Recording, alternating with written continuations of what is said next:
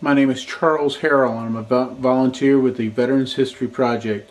It is February 16, 2008. I'm in Monterey, Virginia, interviewing Mr. Hevner. Mr. Hevner, for the record, would you state your complete name? Jacob H.Hevner. The fourth?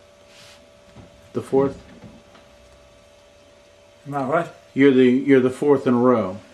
I'm the fourth Jacob. Okay. I'm the sixth generation on the farm, yes. What is your current address? 5573 Mountain Turnpike. Monterey, Virginia? Hightown, Virginia. Hightown. 22465? 24465. Where were you born, Mr. Hevner? On the farm, at the farmhouse. At Hightown? Hightown. And when were you born? 6/3/24. During the war, you served in the United States Army? Yes. You were also in the United States Army Air Corps also for a while, is that true? I was there, but I was wanted to fly, but we didn't get it done because they didn't need any more flyers by the time I got there. So they needed more cannon fodder. I went back in the infantry when they had the invasion in Europe. A lot of us need more, we always called it needed more cannon fodder. And that's what most infantry were, they were cannon fodder.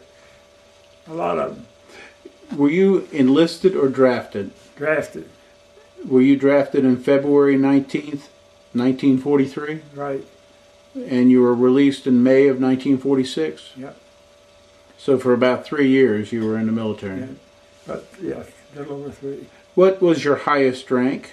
Tech sergeant. Were you in Company F of the 3rd Regiment, 63rd Division? I was a squad leader in that, yes, 4th platoon. You only served in World War II? Right. And you were in Europe? Yes. You mentioned about attacking and was on the front line during the invasion of Germany along the Sigfried line. We crossed the Sigfried line, yes. And your primary duty while in combat was a rifleman and squad leader. Squad leader. I'd like to... We were 60 mortars. See, the 4th platoon of each company had a heavy weapons. You had 60 mortars. That's what we used, mortars. You had 80s and 60s and 80s. The 80s, it was H Company. They had the heavy mortars. We had the light ones in the 4th platoon. We had machine guns and mortars. So you were supervising a mortar team? More or less, the guy shot the mortar, tell him how many feet. We could drop a shell in a wash tub after the 3rd round. That's how good they got at us.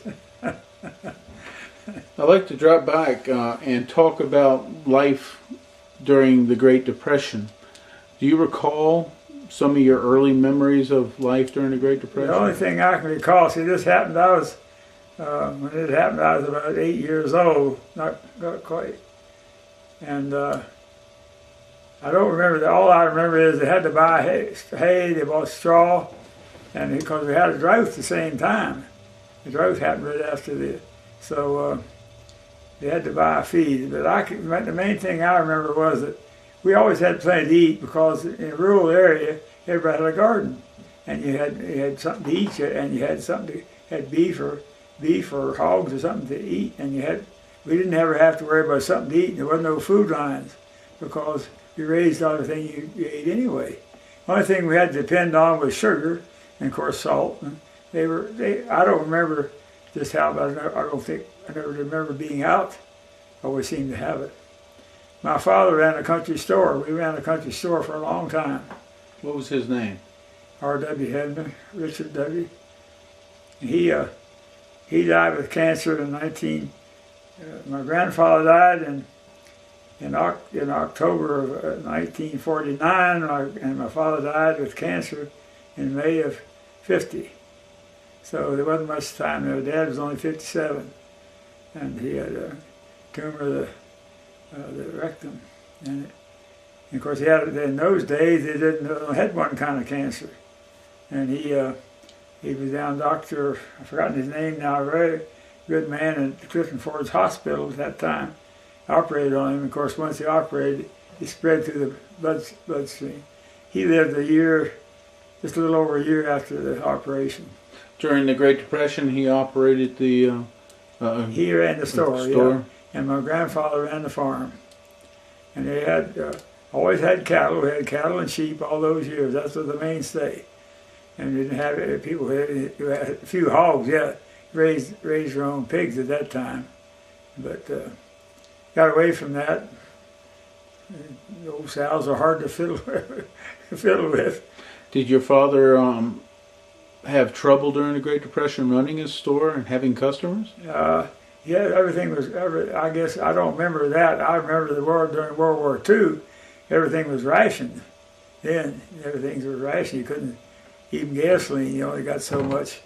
And there was a farmer got a B in World War II. He got a B ticket, and my dad he was the county treasurer at the time, so he got a C because he went to work. Had to go to work every day. He got a little more gasoline, but an A was only 3 gallons for a car, this pleasure car. That's all it was, 3 gallons a week.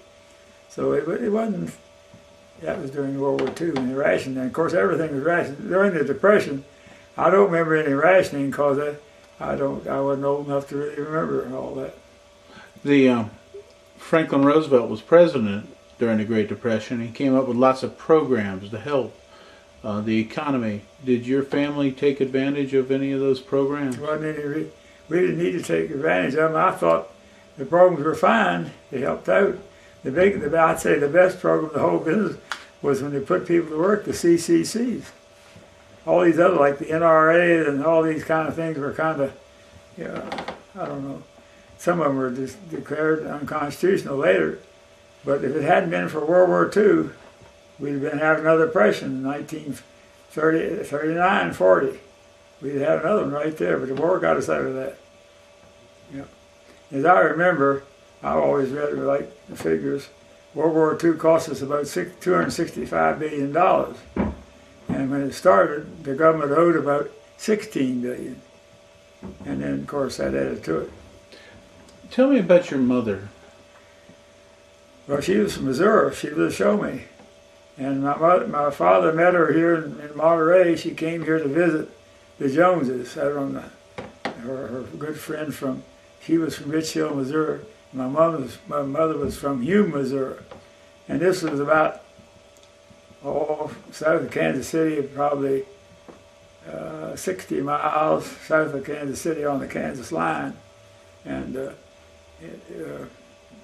Nevada, Missouri, or I've forgotten the name of the town, Fort Scott, Kansas. We were kind of in the middle of that right there. We went there and spent the summer there in 1937, there for 3 months. That's when they did all this. All that country was big mounds, it was flat country, big mounds. They were coal mining it, what they call strip mining. And they went down and had these big shovels that you could drive your car in. They took the dirt off, and then they had the seam of coal maybe was, I don't know how many feet, wasn't wasn't all that much, but that's what they were doing. And then they had to quit that practice. What was your mother's name? She was Hofstas, May, May, Hofstas. Were you the only child? No, I have a brother and a sister. Older or younger? My brother's older, my sister's younger. I was in the middle. Can you recall your first paying job that you got before you went into service? I always worked at home on the farm, and you got paid by the grandfather we could have. That's about all. I never had a paying job before I went in service. No, just worked on the farm. How about school? Well, I finished high school in '41, and went to Hampton, Sydney College, and was drafted. I was there when I was drafted in my second year. Graduated in high school '41 from Monterey High School.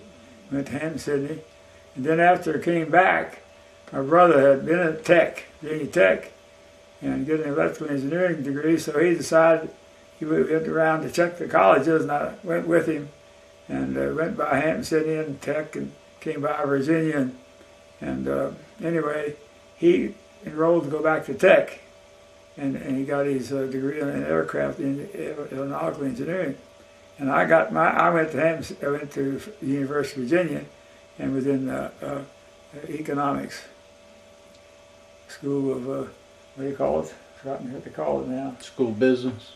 Yeah. Before the war started for us, the Nazis had started the war in Europe. Were you aware of that happening? Oh yes. Oh yeah.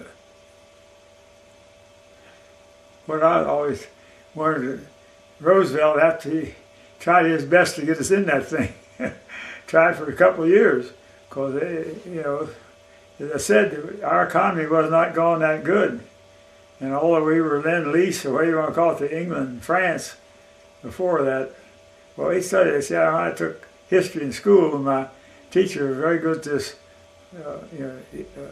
These kind of things, modern things were happening in the world. She brought that all out, and that's one of the things that we knew that Hitler was doing this, and Mussolini, they were to run the world. How much knowledge did you know about the racism and the against the Jews that were happening in Europe? Didn't know anything about that at all. Didn't even realize didn't hear anything about it. Didn't know anything about it at all. Anything. About what the Japanese were doing in China. Did you hear anything about that? Oh yes, we knew. Not much, because the news didn't get out much when they were from over there. The only news we had when I was in the service was your what do you call it, the Ernie Pyle's paper. That's what we had.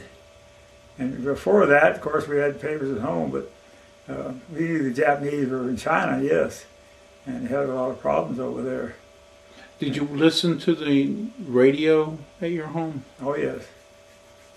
News, we listened to radio news every day.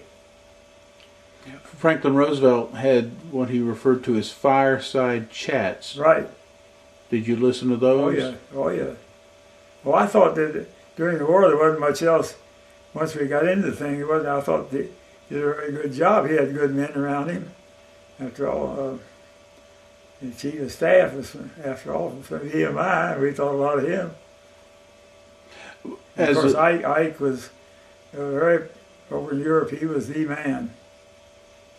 Yep.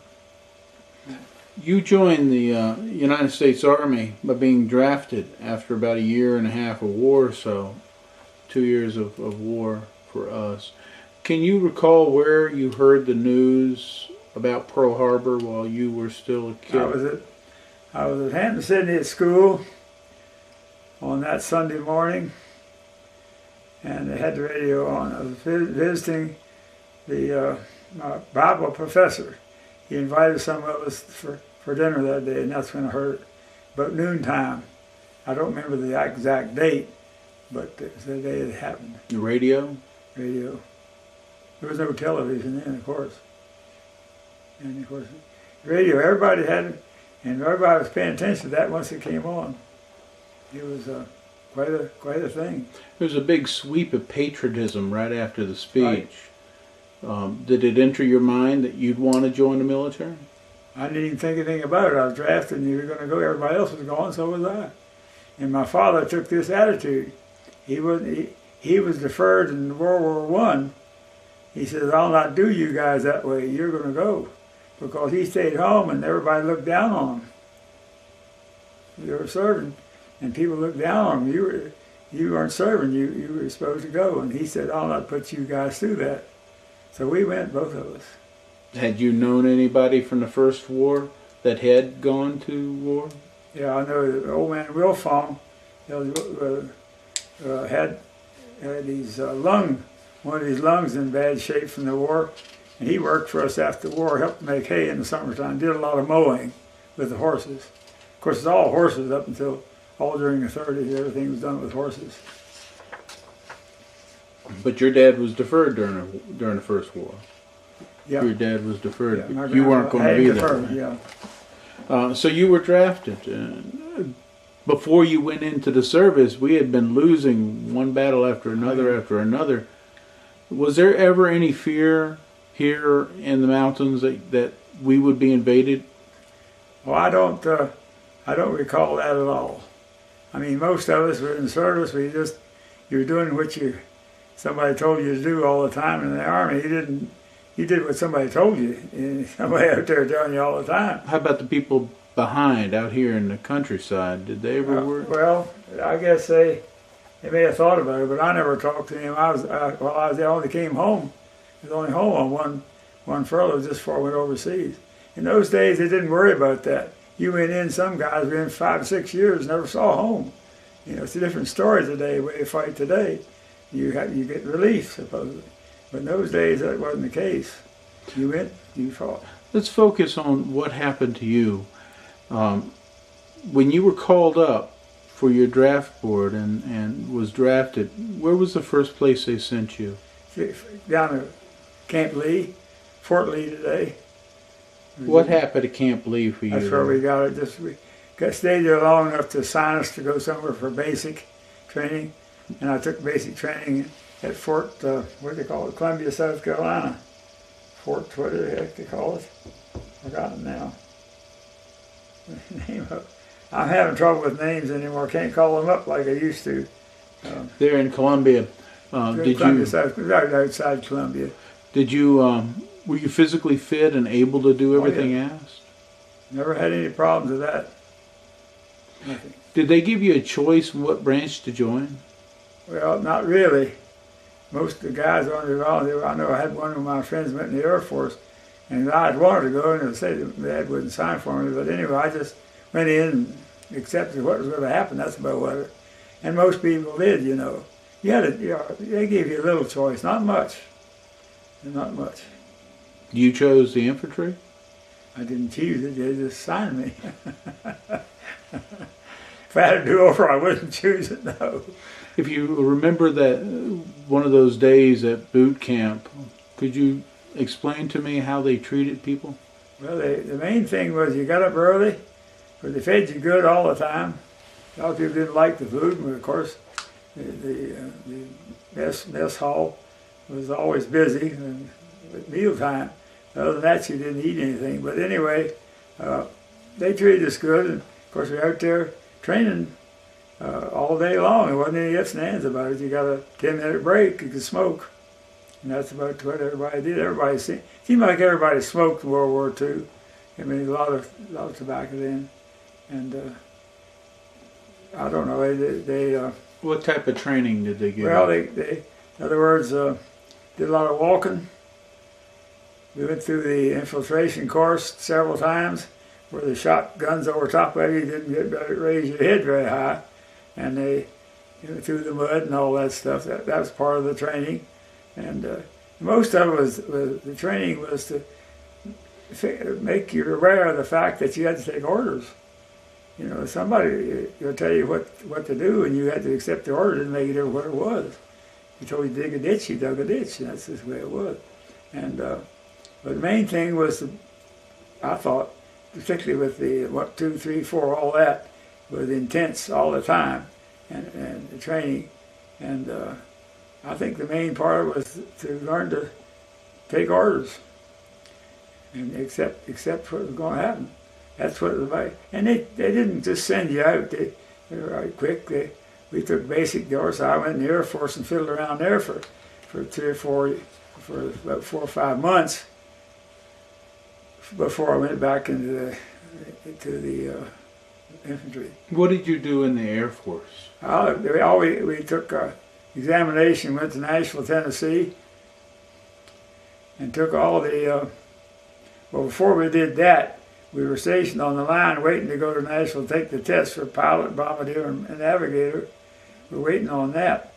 Well, we were down there working on the line at a BT training place where they sold the BT trainers. In other words, the second line. You had the primary and the basic, and the second was the training, advanced training. My brother explained it all later to me because he'd done it. But anyway, we were down working on the line. What I mean by working on fueling the planes, you always fuel in the afternoon before you start the next morning, and we revved them up. We cranked them, but you had to make sure your chocks were in place, and you had to stick back with the darn thing. we warmed it up, you know. It made a lot of noise. They were pretty loud engines on those things. Of course, they had a prop on them. All prop planes then. But that was the main thing. Then when we came to Nashville, they finally sent us to Nashville to test, and I qualified for pilot, bombardier, and all three. My choice was, of course, pilot, and that's what I was assigned. And, of course, I never got to go because they sent us out of there. And, as I said, the invasion started in Europe right at that time. And when they didn't need any more pilots. By this time, the United States owned the air over there. They had already equipped them out. I can remember when they talked about it a lot in Pyle's paper. When they first sent these B-17s over there to bomb Europe, they didn't have any protection. They shot them down like flies. They sent out maybe 25 or 30 bombers, and maybe 5 or 6 came back. The Germans were shooting them down pretty fast, and a lot of guys got captured and all that stuff. So when they got to P-51, that's when they beat off these German fighters, and they shot them down like flies. Then is that what you wanted to fly? I'd like to. I didn't know for sure what I wanted to fly. They didn't give. I don't think my brother didn't say what the guy said. He flew bomber. He flew B-28s. B-24s. Yeah. 24s. I mean B-24s. But they pulled you out and reassigned you to the infantry. That's right. They just didn't need us anymore, so they said, well, we put you back in the infantry. That's when I went to the 63rd Division at Fort Van Dorn, Mississippi. Did you do more training down there? Yeah, advanced training, lots of it. Were you still a private? I was a PFC by this time. I made sergeant when I went overseas. I was already in charge of the squad, so they made us sergeant when we went overseas. When you were doing the advanced training, did you operate the 60mm mortars? Yeah, we did. Shot them a lot. Yes, we did. As I said, we could drop that thing at 2,000, well, but near a mile, between a half and a mile, drop it in Washington. After the third round, you had to take about, you estimated the distance. That's we had a pair, you know, that's what you did. You're in front, the gun is back here, you had to go up and tell them back, holler back what to set the gun on. It had a sight on it. And those sights were worth a lot of money. They cost a lot of money, those sights on those mortars. Of course, nobody paid attention to that. They had to have it, and they made it. So I guess that's the way it was. But I remember the sight. We had a little leather case about this big. We carried the sight in, and I carried it most of the time. And of course, I carried my M1. But after the war got going good, and if somebody got killed, I picked up a carbine and carried it too. I liked the short carbine, so I carried it too. When you say that you could hit a wash tub, was that you personally, or was it the squad? No, that's the guy shooting the gun could do it. I mean, I'd tell him how much it was. That gave him the distance, and you know everything. Tell him how to set his sight. And did you do that by yelling and sending messages? More or less. Yeah. We hadn't get too far ahead on that. If you got up on the hill, you'd have to send one of the guys up there, either one of the boys carrying the ammunition. See, most of them, he had a gunner, an assistant gunner, and you had two ammunition bearers in the squad, and I was the squad leader. And anyway, if you couldn't voice it to them, you had to get one of those guys to carry it back there. So you weren't or go yourself. You weren't using telephones or radios. No, they didn't have that yet. We didn't have enough of that. Not that you had it in the captain, in the company had all that, but not between the squads. You didn't have any phones at all. I remember. When did they send you to go overseas? Well, I was at the 63rd. Went over, and the whole division went. One regiment came up through Virginia this way from down Mississippi. One came up the middle. One went clear around by New York. They still in war, you see. They didn't want the Germans to know moving the troops in this country. So it was still pretty QT. And so we met at I've forgotten the name, Camp Shanks, New York. That's where we embarked from. We were there about, I expect we were there 2 or 3 weeks. Anyway, I hadn't been, I think it was, I forgot which rifle it was. We went up to West Point and qualified with, I think it was the carbine, which the carbines had come out after I was in the Army. The small 30 caliber. And so I went and was qualified with that. Went up to the range at West Point to do that. Some reason, well, they used everything. I mean, the Army was the ruler of everything at that time. Even West Point, I guess. Do you remember the name of the ship that took you across the sea? It was a what do you call them? These little old shoot. I came home on the Marine Raven, but I don't remember what it went over on. It was one of these little old ships. They stacked us in the hold. We were down in the hold, right up next to the front of where the ship came around, and you hear the water hitting it all the time when you had a storm or something. And the guys got sick. If you were on the bottom thing, and you got 2 or 3 guys got sick up, you know how that was. It was awful. And of course, I was lucky. I didn't ever get seasick, never got air sick. But we had lots of guys that did, you know. So you were on a Liberty ship? Those little old Liberty ships. And we were, say, stacked 5 deep in there. And what we passed the time, played poker most of the time. That's what the pastime, on the hole or somewhere. It took us 3 weeks to go over. We went down like this, and came through the Straits of Gibraltar, and end up in Marseilles. That's where we docked in Marseilles. Did you invade at Marseilles? No, France had already been taken. We went to the front line, rode troop train. You ever hear of 40 and 8? 40 men and 8 horses? That's during World War I, and we rode the same ones. They were still using them. So by the time your division reaches France, the fighting on the beaches are over. Yeah. It's way up there near Germany. That's right. You see, at that time they were sitting there on defense, whatever you want to call it, and the things had stopped.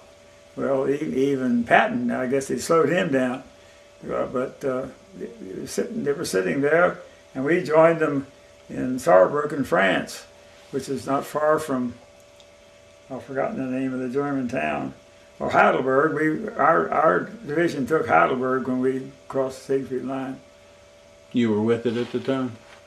You were with that division at the time? I was with I've forgotten whether we were point when we crossed the line. See, they put one regiment being point, and your 2 were reserve, and they changed every 2 or 3 days. You changed that, but our regiment was point when we crossed the line. Was the Battle of the Bulge over before? No, it was gone. It went on after we had started into Europe. Well, we was I've forgotten where we were exactly. Then we over the Bleach River or where. But anyway, that night when that thing started, you could have read a newspaper from the firing going on from way up north of us where the Third Army was. That's when where that happened, in the Third Army. And they were north of us. But the tracer bullets, everybody used tracers. And that was I guess a way of scaring people or whatever. Tracers they fire at night, and anyway, you could almost have something else. It just sounded like the earth was roaming. That's all. It was north of us, but it was a good piece, but not hard to hear it where we were. Can you describe your first day when you were on the front line? I don't just recall that. I know that we started up the line, and of course, being the heavy weapons platoon, we were not right in front. The rifle company were in front of us, and I remember particularly 2 boys just threw up their hands and ran. You know, this was not unusual. So I know this one little boy, I've forgotten his name now, heck of a nice little kid. But he couldn't take it, so he came running down where we were. He ran right back, and he threw off his gas mask. He threw everything out. He'd gone almost berserk. And so that happened to 2 or 3 I saw. And then I saw him later on, when the war was over, he got a chance to go what they call regimental showers. I think that happened while we were still fighting. I mean, in reserve, they pulled your company back or your regiment in reserve, and you'd have showers. You'd go cleaned up. Maybe you hadn't had a decent bath for a couple, 3 or 4 weeks, you know, and you're in pretty bad shape, most people. Anyway, I remember went back to these showers, and he was there in that working in that shower. Boy, so I felt good about that. He had something he could do. He couldn't do the other, so it takes all kinds. What was it like to be on the front line? Well, it was not easy. I mean, you didn't think about getting killed. You just think about doing what you're supposed to do. That's all. And we took that night. I don't know whether they took any prisoners or not, but we had, as I said a while ago, we had about a company of about 100 and I think the company had about 110 or 20, whatever, maybe more. I forgot an exact number. But we lost just about 40 to 50% in casualties. And of course the captain got killed. He got cut into with a machine gun, and he was leading the charge, of course. So it was an American attack. Oh yeah. Now the man that was leading us was a German. He came to this country in the 30s. And he was a German man, and he in the army, and he'd gotten as far as captain. He was a good man, very tough, and that's what it took. And but anyway, he got killed, and our exec-all, the second in command, he got wounded, shot in the foot or something. I forgot. I saw him go back while we were waiting for them to move up. We moved up too. You see, moved up a little at a time, and. Did you have fire missions you were doing? Were you shooting the mortars at that time? Hadn't got to the place where they had to call for it if they needed it. Yeah. Of course, you had Company H, which was the 80s. They used those. And we didn't use ours then. We did later on. Was there any time that you were in combat where it was a close call for you? Well, the worst time I had was one night. This was sitting there in Frauenburg, France. We were just across the line, waiting for the invasion, waiting to go ahead, and they killed a bunch of guys out there laying out there in the field, corpses, and so the guys came down from, I forgot which company came down to pick them up. So we had to go out there and try and get them, and they heard us, and they sent in the Germans sent the mortars in. That was close. I had the back of my jacket tore out with shrapnel, but other than that, it was old terra firma. Boy, you got down and close, you wanted to hug her pretty tight, because that was your best defense you had. And most of the shells went up this way, and so we were lucky it didn't hit anybody. We got them out of there anyway. It wasn't easy, any of it. I wouldn't want to do it again for you couldn't pay me, but at the time you didn't think anything about it. Everybody else was doing it, so that was your part of the job. Was there a time that the Germans attacked your company? No, not ours. Nope. No, the only time they attacked after the rat race, they called it, after it got started, and Patton took off. See, he was the one that Ike had to hold him back. He'd have gone in there and got encircled or something, but anyway, hadn't been for Patton, some of these things, the war would have lasted longer. Guys like that made the war shorter because they took the offensive. That's what happened in Vietnam, as far as I'm concerned. Sat there on defense all those years, and they picked you off like flies. If you were on the offense, you had a better chance. As you inched your way through the Sigfried line, can you recall your first fire mission that you were asked to perform with your mortars? I don't actually remember. I know we crossed by. It had these big old pillboxes, you know, Siegfried and Lion was like the Maginot. They faced each other. Siegfried was German, and the Maginot was, turned out to be a big bongduel.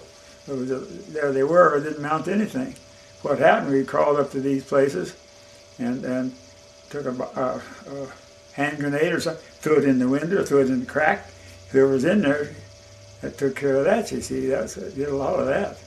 And I didn't actually do any of that, but I know some guys that did, and that's what happened. But it was one of those things that, here they were, spent all these things on those lines for years before the war. And it didn't amount to much. It went around the end of it. That's what happened, through Belgium or somewhere else. Did you ever go inside the Maginot lined concrete pillboxes and look around? I saw some of them inside, yeah. They were more or less like any fort that you put up, small place, had guns in it and everything. And some of them were bigger than others. Did you meet any French civilians while you were over there? Oh yeah, we saw, but I met more Germans. Because we went to Germany. We weren't in France very long. We were in France for, one of the interesting things, maybe you won't hear this on there, but in Saarbruken, we were there putting our month, waiting to jump off. And of course, we do anything to have fun, do something. So we get an old motorcycle, and somewhere we got in this old motorcycle, and we rode it around, and of course put pure gas in it. Didn't last long, soon burned up. But that was one of the things. You go down to latrine, and most of those towns had what they call a company latrine, or community latrine. There'd be a man on one hole and a woman on the next. That's the way it was. The water run around under that thing. That's the kind of sanitation that took everything away through this water. But I can remember that very well. I thought it was something very strange. I wasn't used to that, you see. And that's something I had never seen before. But that's something that made it unprecedented. Anyway, most of them, of course, the GIs used it too. How cold was that winter for you? Winter was pretty bad over there. We had a lot of snow. And I can remember one night we couldn't keep, after the rat race started, you couldn't hardly keep up. And we had a foot of snow, seemed like all everywhere we went. Snow, and my feet, I froze my feet once. I never got over it even today. But anyway, we'd be marching along, and it, halt or 10-minute break or whatever, sit down in the snow, had a big pack on your back to sit down there in the snow, and so get up and go. If you went to sleep, you might get passed by. So you had to be very careful. I know that. We finally couldn't keep up, so they put us on tanks. We rode on tanks to keep up with the rat race, they called it, after the thing really got started. And it didn't take long once they got it going. That was in March. Yeah, and of course, old what's the name? Third Army. And he said, well, he was mean. He wasn't easy on his troops, but he got the results. And like he went to the hospital, they had big things in the Stars and Stripes about him going to this hospital. I think this was in Italy when he was down there. Anyway, there's somebody in the hospital, this boy, and he was pretty good shape. He said, you go back to the front line. In other words, he said, once they got all right, they had to go back. There was nobody to take them out. So that's why he was tough on stuff like that. He just believed that one guy served and the other and ought to serve too. Was your division in the Third Army? No, ours was in the 7th Army. We were south of this Bulge, the Battle of the Bulge. Thank God we were. That was pretty tough. Did you ever come across any German tanks? German tanks? No. They were all pretty well destroyed the time we got where they were, How about German artillery positions? I don't remember seeing any. Probably went by, lots of them had been there and been destroyed or whatever. They pretty well destroyed everything they went. It was a mess over there. It was terrible. You take all these towns, there's just nothing. Just been bombed and shot up and everything. It was pretty bad. Did your company capture any prisoners? Oh yeah, they took some, yeah. What was the prisoners' attitude according to what you saw? Well, I don't remember most of the time. The ones I saw were getting late in the war. What Hitler did, he made all these old fellows. Some of the ones we captured were 50, 60 years old, because he made them go into service. And but they were just, flipped their hands with white flags pretty easy. But some of our people that captured these that weren't too good to them, like, you know, it was war, and people don't realize war is hell. That's just what it is. The murder of so many American prisoners at Malmedy happened in December 1944. Yeah. When the news came out, did your attitude change about it? I don't remember that, really. No. Okay. Because we were on the line somewhere, and you maybe hadn't gotten the paper or something yet. You didn't see it every day. You saw it now and then. When you were in the line, did you ever look up in the air and see the American bombers flying over? We loved to see those, not the 51, the one that called head choppers. They came right over and shot in front of you. And that's what you love to see them. Of course, we saw the old 17, all of them, we saw them all after that race started. Because then, by that time, they owned the skies anyway. They were bombing places like Frankfurt and wherever even Berlin. Berlin was all, of course, the Russians did most of the damage to Berlin. Did your brother, was he flying at the same time you were on the ground? Well, I think he came home, but at the same time, I don't know whether he'd already come home or not. I was over there a little while, and then he came home. I don't remember. I never really seen him, of course, but I didn't know where he was. But he was lucky. His plane never shot down. He lost. I don't think he lost any crew members. As the push into Germany started in March '45, within a month and a half, the war's over. Where did your company end up with the war? We ended up at forgotten the name of the little town now. I know we stayed in this place.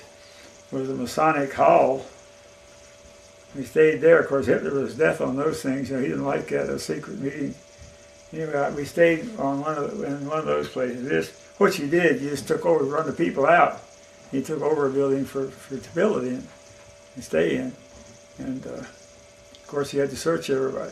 We were still carrying guns then. But once we got to Berlin, they took all the guns away from us. We had no guns at all once we got to Berlin. Because you see, the occupation, when I first got there, the 2nd Armored was the occupation division. And then they brought in the 82nd Airborne. And of course, you had the Russians in one area, the French in another area, and the British and us. And so the reason they brought the 82nd in, they put the fleur de gear, the rope on, they put it, the white leggings, they really make an impression on the Russians. And they did. And the old Russians were on their old dirty uniforms, just messed up, showing off the girls all the time in Berlin. They were doing a lot of that if you went in their area. Of course, we didn't go there. The Brandenburg Gate was the more or less division. Well, I was at Potsdam, saw the big old German tank, Russian tank up on a pedestal. They had one up on a pedestal. So Potsdam was in the Russian zone. And we were allowed to go there. I didn't do it very often. Had no reason to, just went for sightseeing after the war. Because the war was over in May, and I went to Berlin in August. That's how quick. And I was what they call the Office of Military Government that ran Berlin. And General Clay was our first leader up there. He ran Berlin. Of course, we had this Colonel Macaulay, was Carroll's boss. She was his secretary. He was in charge of the troops. And he full colonel, and his pants, he was a West Point man. It would cut you almost. That's how sharp he was, and he expected the same from you too. You had gotten ready to combat uniform by that time. This was after. He was wearing what you wear in the States and that kind of thing by that time. They weren't wearing, fatigues were gone by that time. They didn't wear fatigues anymore. They do over there now. I see all the pictures of the troops. They're all fatigues over there, still fighting. But we were fighting. Oh yes, you didn't have a uniform. You just, you were whatever. Was there any time during the combat months that you were there that you knew that the shells you were lobbing over your troops actually hit targets? And Well, you didn't know for sure. You hoped so, yeah. Most of the time we knew where it was going, yes, because I had to find out. We didn't used to shoot if you didn't know it. You'll do some good, and that's a lot of harassing fire. That's what I said a while ago. But the tracers had so many tracers that night of when the Battle of the Bulge is harassing. That's what it was. That every other bullet a tracer, every fifth or whatever, made a lot of sight, a lot of noise and everything, harassing. what was your feeling when you first saw a dead American? When I saw? When you first Well, saw my a dead first American? dead one I saw was down there, but I was my squad, we were sitting on defense there before we took off across the line. He was up this other place about a block maybe to the place where in this building, you were behind these buildings, and the Germans were over there. And you didn't show your face. So anyways, they lobbed a screaming Mimi or a lobber, and he came down, and he was sitting in the doorway of this building, and shrapnel killed him. And the MPs came, the medics came, and they got him down where we were, where headquarters were, and they were trying to put blood in his arm, and looked up and it was off, wasn't he there? So he's one of those things where he just got killed by a stray shell. War was going on, but there wasn't that much fighting at that time. Every night you infiltrated. They called them, I forgot to call them now. Anyway, one time they got attacked over there. One guy, I think he stepped on a landmine or something. They were carrying him back in the stretcher. He was counting cadence for him. That's how tough some of these guys were. It had to be. Did you ever go on a night patrol? No, not across the line. I did patrols within our line, yes, but not across the line. The war is coming to the close, and you're inside Germany. Did you come across any of the concentration camps? Anyway? Concentration camps. No, I didn't see any at all, so I wasn't in that part. My friend, Frank Smith, the prisoner, he saw one. And I don't know of anybody that I was associated with that actually saw one. It was in there were certain places, you see, and it was bad stuff too. It was bad stuff. And now our people claim it never happened. It's pretty bad when people get to that point where they won't even believe history. It's pretty bad. That's what I think. And that actually happened. There's no ifs and ands about it. One of my good friends was a Jew boy. I liked him. His name was, if I can say his name, we used to go on dates together when we were in the States. And he got over there. Of course, he wasn't with me over there later on because he went a different way. But I know that he was in the Air Force with him. Anyway, you're the friends I had. Nobody thought about all that in the war because, of course, we didn't have any black people they didn't have any. There was none of them in the infantry at that time in our area, but it didn't happen until after the war, that's the way it should have been, but they finally did that, you see. But at that time, they were still, I never saw any of them, anyway. Motor pool, I saw some motor pool. As the war ends,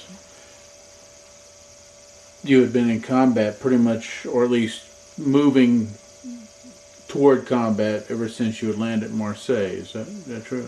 Well, we were going that way, but all that time we were going up from Marseilles to Saarbruken. It took us about 4 or 5 days on these 48s, and you run along and stop. These French ladies would bring these great long loaves of bread, but that big hard rock, man, we were glad to see that. Anything but those rations, And there was a lot of people. You had a lot of good people all the time, and they were so glad to see because they'd been under German rule for 2 or 3 years before this happened. Did you get any type of entertainment while you were overseas? Oh yeah, when I was in Berlin after the war. We went to. I saw Jack Benny, he was over there, and his crew. I never saw Hope, but I saw him, and I saw one other group I've forgotten now, and performed in one of the theaters there in Berlin. But not until the war was over. You know, well, during the war, it wouldn't have been safe. I don't know anywhere it would have been safe. I don't think the entertainment was going on much. Maybe in behind the lines, back when I think they did some in England, and they had done some in France after they had taken France back. Of course, I know Ben Miller was gone. I was in the 1st General Hospital.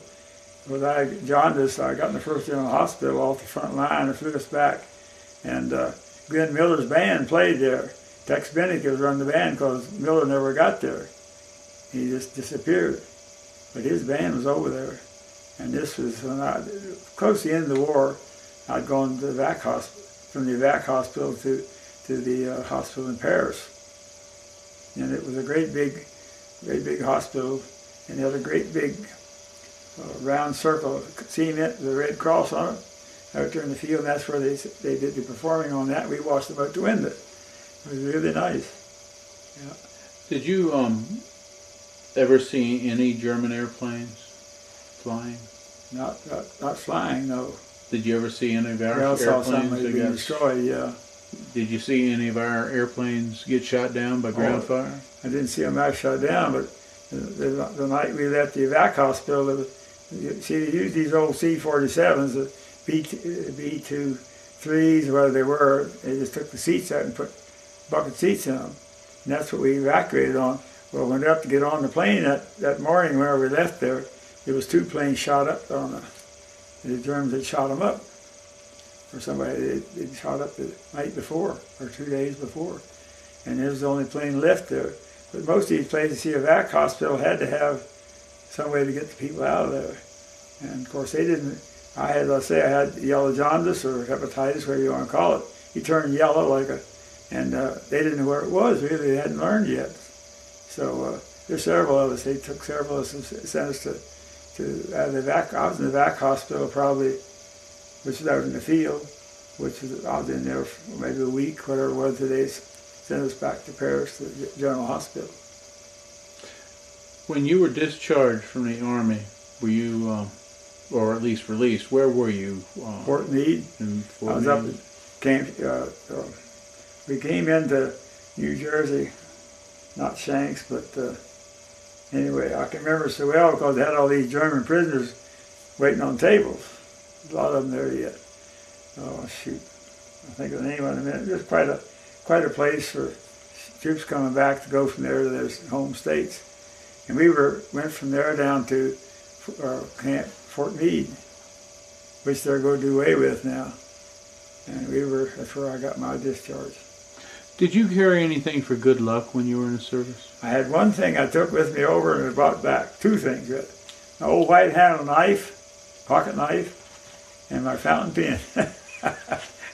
Still had it. Didn't have any ballpoint pens then. Did you take any pictures during the war? Oh, I took lots of them over there, but Harold and I were hunting for them the other day. While I was in Berlin, I didn't take any pictures during the war. I didn't have any camera, but after the war, I got a Zeiss Icon, a German camera, and I took a lot of pictures. But Carol and I had them over there, and had them in the closet, and the roof leaked, and got them wet, and something happened to them. We haven't found. We were looking for them all day yesterday and couldn't find them. Did you, after you were discharged, did you use the GI Bill to help you get more schooling? Yeah, sure did. I went to University of Virginia on the GI Bill.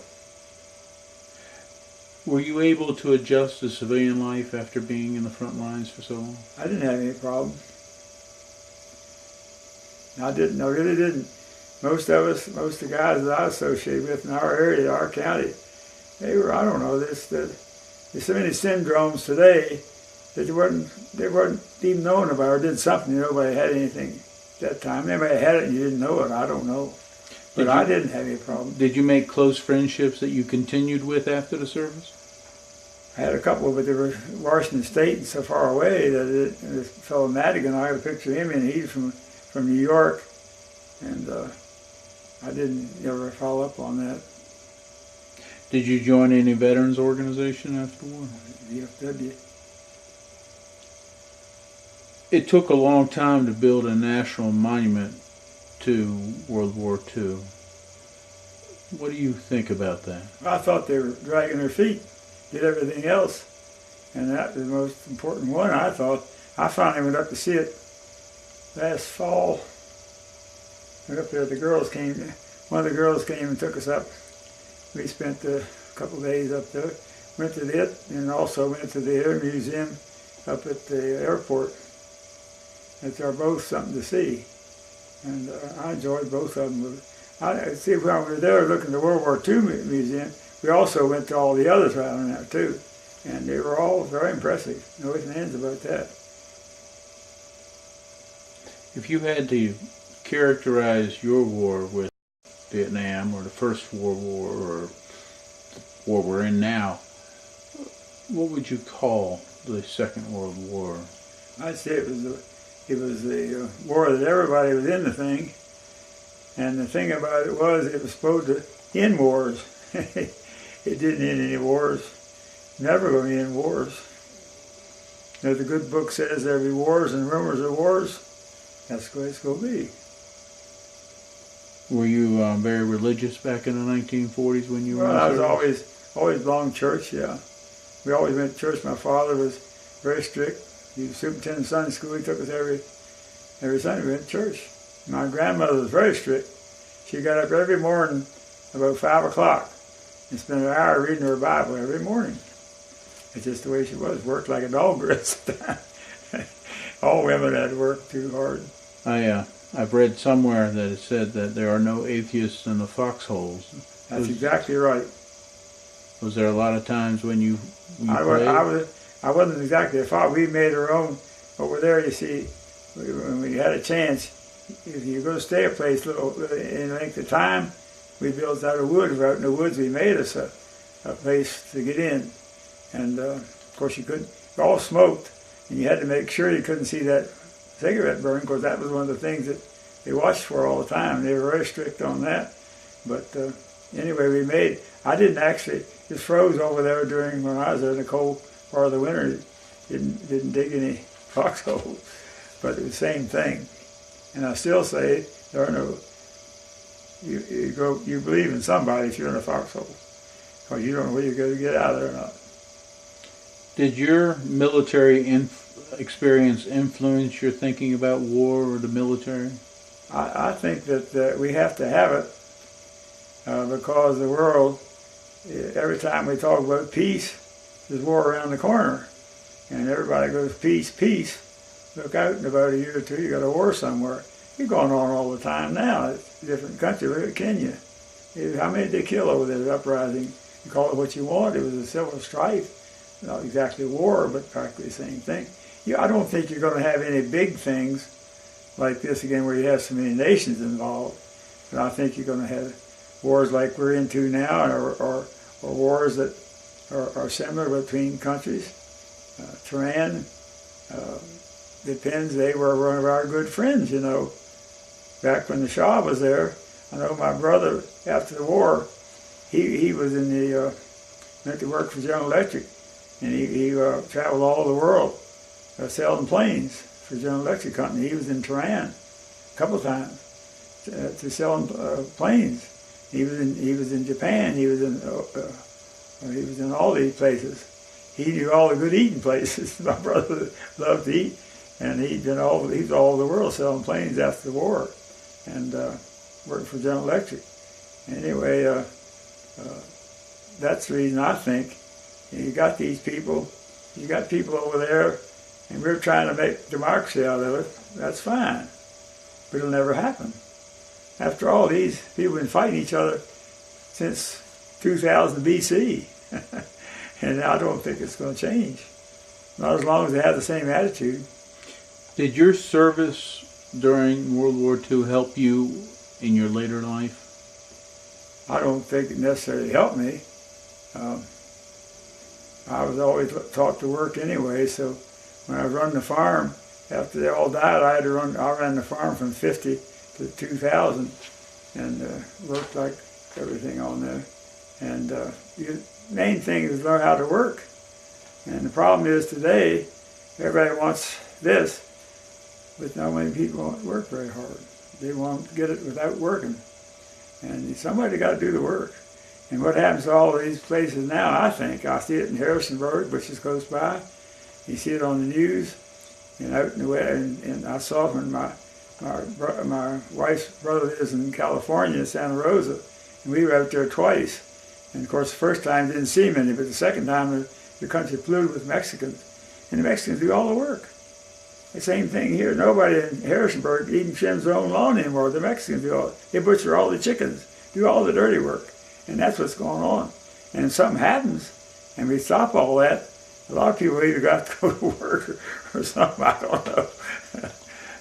There's been a resurfacing of excitement about World War II, and as your generation gets older, and they call the World War II the last good war, or sometimes the last heroes of America. How do you feel about being called a hero? Well, I don't think it's just part of what went on at that time. And I think you got the same thing later. It don't make any difference where it is. You're going to have heroes in wartime. Somebody that does something somebody else won't. And most of the time it's somebody that don't care much about life. He's thinking about getting the job done. And I think that's the only reason they get these guys over there now staying like they are. But not in, I don't know what you want to call it, to come home. A lot of them, they're not having any trouble with it because they're professional soldiers. And they just believe in what they're doing.